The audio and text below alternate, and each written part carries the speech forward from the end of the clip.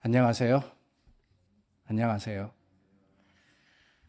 답을 하시라고 그런 건 아니고요. 언어를 배울 때 가장 먼저 배우는 표현이 인사입니다. 그렇죠? 한국말을 배우면은 안녕하세요라는 그 표현을 가장 먼저 배우게 되어 있습니다. 영어는 hello죠, hello. 그런데 여러분, 그런 생각 안 해보셨습니까? 왜 hello일까? 왜 hello일까? 아니, 많은 다른 표현들이 있고 많은 다른 의미가 담긴 단어들이 있는데 왜 하필이면은 헬로일까? 찾아봤습니다. 그랬더니만 로망스어라 그러죠. 로망스. 그러니까 로마가 썼던 언어, 라틴 말입니다. 라틴 말에 뿌리를 두고 있는 그런 언어들이 비슷하게 인사말을 쓴다라고 하더군요. 헬로도 그 중에 하나인데 그 뜻이 뭐냐? 별다른 뜻이 없습니다. 호, 요 이렇게 상대방을 부르는 그게 바로 헬로가 되었다고 합니다. 근데 비슷한 단어, 다른 언어가 있죠. 스페니쉬. 스페인어로는 올라, 올라, 헬로 비슷하잖아요. 다 같은 뿌리를 둬서 그렇다라고 합니다. 인도 언어는 뭐죠? 인도, 네팔 그 지역에서 쓰는 인사. 나마스테입니다. 나마스테. 근데 나마스테는 두 단어가 합해진 겁니다. 나마스라는 것은 고개를 숙이다 라는 뜻을 가지고 있고 때는 상대방, 유를 뜻한다고 합니다. 그러니까 상대방에게 내가 경의를 표합니다. 내가 인사합니다. 라는 뜻의 표현이 된 것입니다. 그렇다면 여러분, 우리가 잘 아는 히브리어, 유대인들이 쓰는 인사는 뭘까? 샬롬입니다. 샬롬. 그런데 이 샬롬이 헬로로도 쓰이기도 하고 바이로 쓰이기도 한답니다. 그러니까 안녕하십니까도 되기도 하고 안녕히 계세요도 된다는 거죠. 그런데 샬롬의 원래 의미는 다른 언어와 같이 인사한다거나 부른다거나 뭐 잘 지내느냐라고 묻는 것이 아니라 평화입니다. 평화. peace. 그런 의미에서 보면은 한국어 인사와 흡사하다라는 생각이 듭니다. 안녕하세요. 안녕하세요. 안녕을 묻는데 안녕이 뭐냐? 별일 없느냐라는 거 아니겠습니까? 사건, 사고 없이 편하냐? 라는 질문이라는 겁니다. 거기에 어쩌면은 샬롬의 음화가 담겨져 있지 않나라는 생각이 들어요. 어떤 분은 그러시더군요. 우리네 인사가 안녕하세요가 된 것은 그만큼 안녕할 수 없었던 시대를 살았기 때문이다 라고 말입니다. 안녕할 수 없는 시대. 여러 어려움들과 여러 아픔을 겪은 민족이기 때문에 안녕하냐고 묻는 게 그게 당연한 인사가 되었다라고 하는 겁니다. 그런 의미에서 보자면은 얼마 전까지만 해도 또 다른 인사가 있었죠. 그렇죠. 식사하셨습니까? 진지 드셨습니까? 전쟁 후 보릿고개를 지나면서 배고팠던 시대가 있었거든요. 그때는 식사 여부로 안부를 물었습니다. 물론 지금은 상상도 못할 일이지만 말입니다. 이스라엘도 성경시대에서부터 지금까지 많은 외세의 침략과 여러 혼란한 사회의 모습 가운데 안녕하냐는 질문, 아니 안녕하시라는 그 축원이 인사가 된 게 아닌가라는 생각이 듭니다. 샬롬, 샬롬. 여러분 한번 주위 분들과 인사 나눠주시기를 바랍니다. 샬롬 한번 해보세요. 샬롬. 평안하십시오.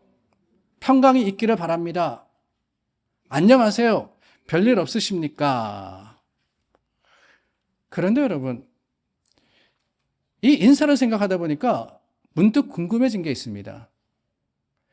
식사하셨습니까? 라는 인사는 사실 요즘 잘 사용하지 않지 않습니까? 못 먹는 사람들이 많지 않아졌어요. 그러다 보니까 식사에 대해서 물을 필요도 없습니다. 당연히 새끼 잘 드셨을 거예요. 그런데 안녕하세요 라는 인사는 왜 계속해서 우리가 사용하고 있을까? 안녕하지 못한 시대에 어쩌면 그 안녕을 묻는 것이 인사가 되었는데 우리는 솔직히 안녕한 시대를 살아가고 있거든요. 예전과 다르게 한국이 얼마나 살기 좋아졌습니까? MZ 시대라고 하죠. 청소년들은 그런답니다. 한국이 선진국이고 미국은 후진국이라고. 그런 말 들어보셨죠? 그도 그럴 것이 한국에는 인터넷이 정말 세계 최고인데 미국에 오니까 안 터지는 데도 있더라. 세상에 전화가 안 터지는 데가 어디 있느냐. 그뿐이 아닙니다. 교통도 불편하고 어딜 가도 줄 서야 하고. 한국은 요즘 동사무소를 가더라도 줄 설 필요가 없대요. 아니 가지도 않는답니다. 전화기 가지고 모든 걸 다 처리한대요. 혹시라도 사무소에 가면은 금방 누군가가 찾아와 뭘 도와드릴까요? 뭐가 필요하세요? 그렇게 묻는데 미국에 오니까 아니 줄을 서는데 기본이 1시간입니다. 특히 여러분 아시죠? DMV. 뭐 얼마 전부터 뭐 그러네요. 리얼 아이디라고 생겼다 그러는데 그거 하러 그냥 반나절 가서 꼬박 기다렸다라는 분들이 많으세요. 그뿐이 아닙니다. 세계 곳곳의 먹거리와 명품들, 한국이 최고의 마켓이 된 지가 오래입니다.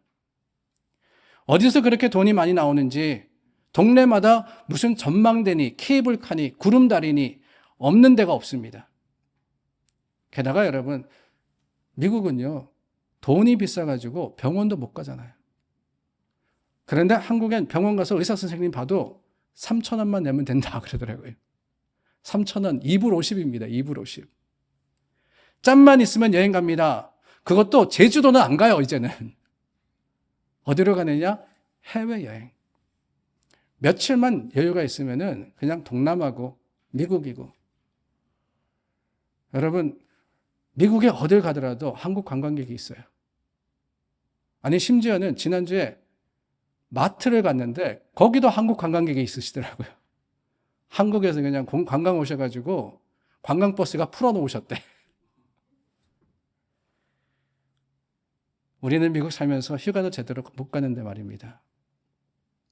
그만큼 편리하고 편해진 시대를 살아가고 있습니다. 그런데 왜 한국어 인사는 여전히 안녕하세요일까? 아무리 좋아도 아무리 편해도 여전히 우리를 불안하게 하는 그 무언가가 있기 때문이 아닐까요? 세상이 편리해지고 안전해지고 먹을 걱정, 입을 걱정 없어도 여전히 해결되지 않는 그 무언가. 불안하고 우리 마음을 두렵게 하는 그 무언가 말입니다. 그래서 그런지요. 요즘 한국에서 가장 많이 처방되는 약 중에 하나가 신경안정제라는 소리를 들었습니다. 불안해서. 예전엔 그런 병이 있는지 알지도 들어보지도 못했는데 이제는 너도 나도 뭐라 그럽니까? 공황장애 있다 그러잖아요. 공황장애. 공황장애로 생활하기 힘들 정도가 되어버렸습니다. 아니 너무나도 많은 사람이 안타깝게도 극단적인 선택을 합니다. 불안해서 살 수가 없어서. 염려돼서 도무지 생활을 할 수가 없어서. 왜 그럴까요, 여러분? 분명히 편해졌는데 더 좋아졌는데 말입니다. 여전히 안녕하지 못해서 아닐까요? 안녕은 사실 편함을 이야기하는 게 아닙니다. 더 좋아졌다고요? 내 몸이 편하다고? 그건 안녕이 아니에요. 세상이 잘 살게 된 것은 사실입니다. 모든 것이 편리하고 쾌적해졌습니다. 우리가 목표하고 원했던 것 누리고 가지고 살아갑니다. 그러나 여전히 안녕하지 못할 수가 있어요. 안녕이라는 것은 단순한 편함을 넘은 평안이기 때문에 그렇습니다. 사전적인 의미를 봐도 그래요. 안녕이라는 단어를 찾아봤더니 이렇게 되어 있더군요. 걱정이나 근심, 아무 탈이 없음을 뜻한다고 말입니다.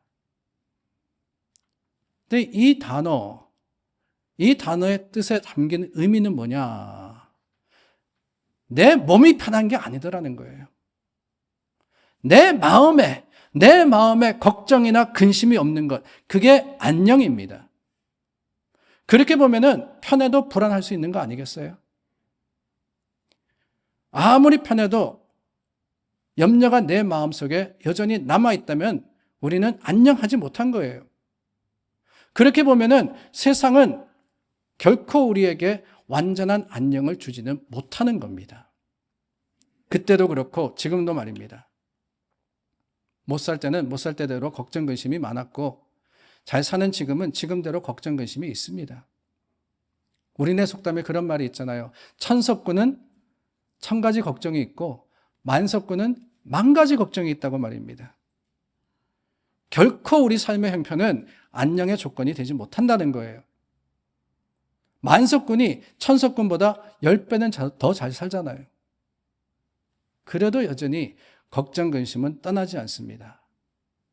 그러니 안녕하시냐고 물을 수밖에요. 그렇다면 여러분, 어떻게 해야 됩니까? 이 불안한 세상, 염려와 걱정이 가득한 이 때를 살아가면서 우리가 안녕할 수 있는 방법은 없는 걸까요? 그게 다름이 아니라 샬롬이라는 겁니다. 샬롬. 히브리어 인사 샬롬, 한국어의 인사 안녕하세요와 비슷한 의미다라고 말씀을 드렸습니다. 그런데 이 두 인사가 다른 점이 있습니다. 한국식은요, 질문입니다. 안녕하냐고, 불안하고 위험한 세상에서 안전하시냐고. 그런데 여러분, 히브리 인사는 샬롬, 안녕하시라고 하는 거예요. 안녕하시라고 축복하는 겁니다. 뭐냐? 세상은 혼란하고 악하지만 그 안에 평안할 수 있는 비결이 있다라는 거죠. 평안할 수 있는 비결이 있다. 그게 뭐냐? 세상은 줄 수 없는 편함이 아닌 평안입니다. 평안. 내가 이루는, 내가 성취하는 편함이 아니라 하나님이 주시는 평강. 성경은 그 샬롬을 평화라고 하기도 하고 평강이라고 하기도 합니다. 하나님이 우리에게 주실 때 세상이 여전히 우리를 불안하게 할지라도 우리는 주님 안에서 참된 안녕을 누리게 되는 거예요. 그게 샬롬입니다. 샬롬. 어떻게 그럴 수 있느냐? 전쟁의 소문이 늘어만 가고 여러 가지 산적한 문제들이 하나도 해결되지 않았는데, 지금 예배 자리에 나와서 하나님을 향하고 있지만 당장의 집으로 돌아가면은 여전히 해결해야 하는 여러 가지 문제들과 여전히 나를 떠나지 않는 세상의 여러 가지 어려움들이 있는데 어떻게 마음에 완전한 평강이 있을 수 있느냐? 다름이 아니라 그럼에도 하나님이 우리를 인도하시기 때문입니다. 창세기 12장에 아브라함을 하나님이 찾아오셨습니다. 그리고는 갑자기 너는 너의 고향과 친척과 아버지의 집을 떠나 내가 네게 보여줄 땅으로 가라 라고 하십니다. 하란에서 가족들과 잘 살고 있는 아브라함입니다. 근데 난데없이 주어진 이 명령은 따르기도 힘들고 순종하기가 어려운 문제였어요. 아브라함이 여호와의 말씀을 따라갔고 라고 하니까 오해하지 마시기를 바랍니다. 그가 할렐루야 아멘, 이제 나는 성공했다, 하나님이 가라 그러니까 이제 됐다, 편안하게 살게 되었다 라는 마음으로 그 명령을 따른 게 아닙니다. 왜요? 우리는 알지 않습니까? 우리 이민자들은 알아요. 살던 곳을 떠나서 모르는 곳으로 간다는 것이 얼마나 힘들고 얼마나 불안한 일인지 저와 여러분들은 다 경험한 사람이고 아는 사람들입니다. 여러 다른 케이스가 있겠지만 저는 가족이 함께 이민을 온 케이스입니다. 1988년 12월 1일. 여러분들도 미국 땅에 발을 들인 그날 분명하게 기억하실 거예요. 1988년 12월 1일 JFK 공항에 내렸습니다. 그런데 사실 그 전 약 3년 반 전에 저희 아버님이 먼저 미국 오셔서 떨어져 지냈더랬어요. 85년 초에 미국 오시고 3년 반 뒤 제가 고3이 되었을 때 그때 마침내 가족이 이민을 오게 됩니다. 그런데 가만히 생각해 보니까 아버님이 먼저 혼자 미국 오셨을 때 1985년이니까 그때 40대 중반이셨더라고요. 가끔 그 생각을 해보면 참 대단하셨다라는 생각이 듭니다. 저야 따라왔으니까, 어렸으니까 아무것도 모르고 미국 간다 그러니까 좋아서 왔지만 아버님은 과연 어떤 마음으로, 어떤 생각으로 40대 중반에, 제가 중3이었고요. 동생은 중1이었습니다. 가족을 뒤로 하고 혼자 미국에 오셨을까? 그 마음이 어땠을까?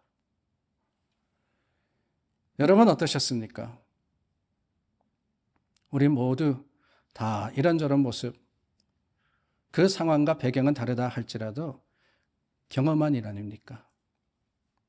정말 삶이 송두리째 바뀌는, 우리가 살아가고 있는 터전이 변화되는 그 상황에서 어떤 생각, 어떤 마음이 들었나? 물론 지난주에도 나누었지만 많은 분들이 자녀 교육을 위해서 가족에게 더 좋은 환경과 더 좋은 교육을 제공하기 위해서 왔다라고 하지만 그 목적만 가지고 왔을 때 과연 우리 마음이 편안했을까? 아무런 걱정과 근심이 없을까? 그렇지는 않았을 거라고 생각이 돼요. 뭘 믿고 뭘 알아서. 그런데 그럼에도 불구하고 용기를 내서 올 수 있었던 것. 많은 분들의 이야기를 들어보면은 그런 말씀을 하는 게 기억이 나요. 불안하고 어려웠지만 그래도 믿을 때가 있었다고. 대부분의 이야기는 누구의 초청을 받아서 왔다라고 하시지 않습니까? 가족이든 친지든 친구든 먼저 이민 온 사람이 미국이 살기 좋다 그래가지고 그 이야기 듣고 왔다라고 하십니다. 난 몰라요. 내 마음은 불안하고 거기 가서 어떻게 살아야 되는지 알지 못하지만은 아는 사람이 있어서 오라고 했다는 겁니다. 물론 그렇지 않은 분도 계시겠죠. 그러나 인도해 주시는 분이 있고 도와주시는 사람이 있었기 때문에 이민의 생활을 시작하면서 불안과 염려, 걱정을 떨치고 최선을 다해서 지금까지 왔다라고를 하십니다. 때로는 한인교회가 그 역할을 하기도 했고요. 공항에 떨어지자마자 인근에 있는 교회 목사님이 오셔가지고 픽업해 주시고 아파트 구해주시고 아이들 학교 보내주시고 신앙생활 하게 해주시고 그게 가족이든 그게 친척이든 친구든 교회든 여러분 실 한 오락이 같은 그 작은 끈만 있다 할지라도 누군가가 내 곁에 있을 때 훨씬 마음이 놓이고 불안한 마음이 사라지지 않습니까? 그래요. 누군가가 아는 사람이 길을 인도하면은 알지 못하는 곳을 향해서 간다 할지라도 그 변화와 미지에 대한 걱정을 우리가 떨칠 수 있습니다. 평안할 수 있다는 거예요. 아브라함이 말씀에 순종해서 나갈 수 있었던 이유, 그게 뭐냐? 마찬가지입니다. 1절, 단순히 떠나라는 말씀, 그 말씀 때문이 아니라 2절과 3절 말씀에 보니까 이런 말씀이 있습니다. 내가 너로 큰 민족을 이루고 내게 복을 주어 내 이름을 창대하게 하리니 너는 복이 될지라. 너를 축복하는 자에게는 내가 복을 내리고 너를 저주하는 자에게는 내가 저주하리니 땅의 모든 족속이 너로 말미암아 복을 얻을 것이라. 하나님이 아브라함에게 약속하시는 거예요. 내가 인도하겠다고. 내가 아니까 따라만 오라고. 순종만 하라고. 믿기만 하라고. 알지 못하는 인생의 길을 가는 우리는 근본적으로 불안할 수밖에 없습니다. 그래서 안녕하냐고 서로 묻는 거예요. 그러나 주님이 우리 인생을 이끌어 주신다면, 그 사실을 우리가 확신한다면 불안이 아니라 평안할 수 있지 않겠어요? 나는 몰라요. 그러나 주님 아십니다. 나는 여전히 걱정과 근심을 살아가지만 하나님은 이미 계획대로 우리의 삶을 이끄시기 때문에 우리는 안녕할 수 있는 겁니다. 그뿐이 아닙니다. 어떨 때 불안하냐? 알지 못할 때 불안하기도 하지만 더불어서 내가 할 수 있을까? 내 자신에 대한 염려가 있을 때 불안합니다. 이스라엘 백성을 애굽에서 인도해내고 40년 동안 다스린 모세, 그 모세가 모압 땅에서 죽었습니다. 이제 이스라엘을 이끌어 약속의 땅 가나안에 들어가는 일과 그 땅에서 하나님의 뜻을 이루는 책임이 누구에게 주어졌느냐? 여호수아에게 주어졌습니다. 민수기 26장 말씀해 보니까 출애굽한 지 40년 만에 모압 광야에서 가나안에 들어가기 전에 마지막으로 이스라엘이 백성을 계수한 기록이 있습니다. 근데 그때 그 기록에 의하면은 성인 남자, 20세 넘은 남자가 몇 명이었느냐? 약 60여만 명이었습니다. 그러니까 아이들과 여자분들까지 합치면 총 200여만 명이 되지 않았나라고 짐작할 수 있어요. 그 많은 백성을 이끌어야 하는 무거운 책임이 누구에게 주어졌느냐? 여호수아에게 주어졌다는 거예요. 그러니 얼마나 부담이 되었겠습니까? 얼마나 불안했겠어요? 내가 할 수 있을까? 감당할 수 있냐? 내 힘과 내 능력이 부족한데. 오죽하면은 하나님께서 그 여호수아를 찾아오셔서 말씀하셨겠습니까? 너무 불안해하니까 여호수아서 1장 말씀해 보니까 강하고 담대하라 라고 명령하십니다. 한 번도 아니고요. 여러 번 반복해서. 재미있는 것은 하나님만이 아니에요. 1장 18절 말씀해 보니까 백성들도 여호수아를 향해서 권면합니다. 오직 강하고 담대하소서. 아니 얼마나 불안해 보였으면 그랬을까요? 얼마나 덜덜덜 떨고 있었으면은 하나님뿐이 아니라 온 백성들이 걱정하지 마세요. 염려하지 마세요. 그랬겠습니까? 모세라는 대단한 지도자 밑에서 40년 동안 왔는데 여호수아가 아무리 뛰어난다라고 할지라도 그 모세의 자리를 채운다라고 하는 것은 불가능한 일이었을 겁니다. 사람들 앞에 서야 되거든요. 그들에게 선포해야 되거든요. 그런데 이게 쉽지가 않아요. 물론 자꾸 하다 보면은 조금 좋아지기는 합니다. 저도 이렇게 오래 했으니까 여러분들 앞에서 말씀 전하는 거지. 초짜 때는요, 뿅아리 때는 올라가서 뭘 했는지 기억이 하나도 없어요. 여러분들도 마찬가지입니다. 대중기도 부탁드리면은 사용하시는 분들이 꽤 많으세요. 아니, 왜 그러십니까? 하시면은 한결같이 하시는 말씀이 뭐냐? 사람들이 날 쳐다보는 게 불안해서 못하겠다라고 하시는 겁니다. 여러분들이 바라보시는 그 시선이 부담스럽다. 하물며 200만 명입니다. 사람이 눈이 두 개씩 있으니까 400만 개의 눈이 자기를 쳐다보고 있는 거예요. 내게 맡겨진 책임. 아니, 여호수아만이 아닙니다. 백성을 인도하는 일이 아니더라도 한 가족의 가장으로서, 부모로서 내게 주어진 책임을 다하는 것 얼마나 힘듭니까? 걱정, 근심이 없을 수가 없어요. 그러나 여러분, 강하고 담대할 수 있는 것, 두려워하지 않고 놀라지 않을 수 있는 것은 다름이 아닙니다. 내 능력이 뛰어나서가 아니라, 내가 이 모든 것들을 할 수 있어가 아니라 하나님께서 하지 말라, 걱정하지 마라 라고 하셨기 때문입니다. 강하고 담대할 수 있는 이유가 여호수아에게 있다라고 하신 게 아니에요. 그렇게 권면하시면서 하시는 말씀이 있습니다. 여호수아서 1장 5절입니다. 내가 모세와 함께 있었던 것 같이 너와 함께 있을 것임이니라. 내가 너를 떠나지 아니하며 버리지 아니하리니 강하고 담대하라. 9절입니다. 강하고 담대하라. 두려워하지 말며 놀라지 말라. 네가 어디로 가든지 하나님 여호와가 너와 함께 하느니라. 하나님이 함께 하신답니다. 언제요? 항상. 어디서요?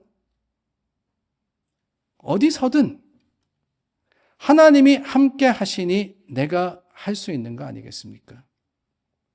그러므로 우리의 평안은 내게 있는 게 아니라 하나님께 있어요. 하나님이 우리 가운데 계시고 우리의 마음과 생각을 이끄시기 때문에 우리는 불안한 세상을 이길 수 있는 겁니다. 그게 샬롬이고 그게 안녕이잖아요. 하나님의 임재와 그분의 동행에 대한 확신이 우리로 하여금 세상이 줄 수 없는 화평을 누리게 하는 겁니다. 오늘 저희가 나누었던 본문, 예수님께서 십자가를 지시기 전에 제자들에게 주신 권면입니다. 이미 예수님 아셨어요. 자신이 팔릴 것과 십자가에 달려 죽으실 것. 그러므로서 제자들을 떠나야 한다는 것을 아셨습니다. 아니, 예수님만이 아니라 여기까지 오면서 예수님께서 여러 번 제자들에게 죽어야 할 것과 또한 떠나야 할 것을 가르쳐 주셨습니다. 그러니 여러분, 제자들도 눈치가 있지. 얼마나 불안했겠어요. 3년 동안 함께 하여 주시고 힘이 되어 주셨고 이끌어 주신 예수님이신데 이제 팔린다더니 떠나야 한다더니 도무지 이해하기도 도무지 받아들이기도 힘든 그런 마음이 왜 없었겠습니까? 그 마음을 아셨기 때문에 예수님께서 말씀하시는 거예요. 요한복음 14장 1절 말씀입니다. 너희는 마음에 근심하지 말라. 하나님을 믿으니 또 나를 믿으라. 오늘 말씀도 그렇습니다. 29절 말씀해 보니까 믿으라 그랬어요. 믿으라. 근심하지 마라. 믿으라. 다름이 아닙니다. 하나님께서 함께 하실 거라는 거예요. 그래서 저희가 27절 말씀서 읽었지만은 26절 말씀해 보니까 보혜사 곧 아버지께서 내 이름으로 보내실 성령, 그가 너에게 모든 것을 가르치고 내가 너에게 말한 모든 것을 생각나게 하리라. 뭘 믿느냐? 여전히 하나님 우리와 함께 하심을 믿으라는 거예요. 아시는 하나님, 모든 것을 다스리시는 하나님이 우리의 앞길을 지키실 분대로 인도하심을 믿으라는 겁니다. 때로 우리가 세상을 살아가며 그 사실이 믿기지 않을 때가 있기는 하죠. 불안과 걱정으로 눈물 날 때가 있습니다. 정말 하나님 나와 함께 하십니까? 정말 하나님 내 어려움을 아시고 내 속에 있는 아픔을 헤아리십니까? 하나님이 멀리 계시는 것 같은, 아니 하나님이 계시지 않는 것 같은 그런 생각이 들 때가 있습니다. 그런데 여러분, 그렇다 할지라도 정말 하나님이 계시지 않습니까? 정말 하나님이 우리를 버리십니까? 아니지요. 하나님 우리와 함께 하시겠다고 약속하신 분이십니다. 세상 끝날까지 내가 너희와 함께 하리라. 내가 너희와 함께 하리라. 아브라함에게 주셨듯이, 아니 여호수아에게 선포하셨듯이 하나님은 우리를 떠나지 않는 성령의 임재로 지금도 우리 가운데 계시는 거예요. 그렇기 때문에 우리가 해야 할 일은 뭐냐? 불안하거나 염려하는 게 아니고 단 하나, 믿으면 되는 겁니다. 믿으면 되는 거예요. 너희는 마음에 근심하지 말라. 하나님을 믿으니 또 나를 믿으라. 이 말씀만 붙들면 돼요. 이 말씀만. 그럴 때 주님 말씀하십니다. 평안을 너희에게 끼치노니 곧 나의 평안을 너희에게 주노라. 내가 너희에게 주는 것은 세상이 주는 것과 같지 아니하니라. 너희는 마음에 근심하지도 말고 두려워하지도 말라. 아멘이십니까? 그런데 왜 두려워합니까? 그런데 왜 근심합니까? 물론 세상이 우리를 향해서 몰려올 때 우리 마음이 떨릴 수 있습니다. 염려 걱정 없는 사람 없어요. 그러나 그 순간 여러분 기억하십시오. 하나님의 약속하신 것은 편함이 아니에요. 우리가 잘 살게 되어서 이미 나가지고 열심히 일해가지고 이제는 좋은 집, 좋은 차, 편안하고 쾌적한 환경에서 살게 되어서 그게 우리에게 샬롬을 주느냐? 성경은 그렇게 이야기하지 않아요. 오히려 주님께 나와 샬롬, 하나님의 평안을 구할 때 오히려 주님만 바라고 주님만을 의지할 때 하나님께서 인도하시고 하나님께서 능하게 하시고 하나님께서 함께 하시겠다고 약속하셨습니다. 그러므로 여러분, 세상의 걱정과 근심이 우리를 넘어뜨린다 할지라도 기억하시기를 바라요. 그 자리에 하나님 계십니다. 그런 저와 여러분들을 주님 붙들어 주십니다. 강한 오른손을 내미셔서 잡아주시고 일으켜 주십니다. 그러므로 뭐라고요? 강하고 담대하라. 믿기만 해라. 믿기만 해라. 그 하늘의 평강이 여러분 가운데 충만하기를 우리 주 예수님의 이름으로 축원합니다.